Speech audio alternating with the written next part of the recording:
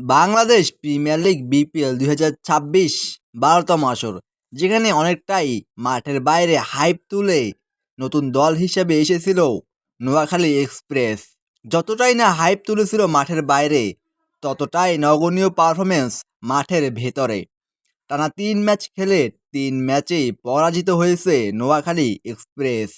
BPL ২০২৬ ১২তম আসরের ষষ্ঠ ম্যাচে রাজশাহী ওয়ারিয়র্সের বিপক্ষে নিজেদের তৃতীয় ম্যাচেই পরাজিত হয়েছে ৬ উইকেটের বিশাল ব্যবধানে।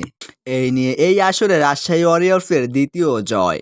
রাজশাহী ওয়ারিয়র্সের বিপক্ষে আগে ব্যাট করতে নেমে মাত্র ১২৪ রান সংগ্রহ করতে সক্ষম হয়েছিল নোয়াখালী এক্সপ্রেস, যেখানে নোয়াখালীর হয়ে সর্বোচ্চ ৩৩ রান করেন অধিনায়ক হায়দার আলী এবং ২৫ রান করেন মাঝ সাদাকাত ও ২২ রান করেন মহিদুল ইসলাম অঙ্কন।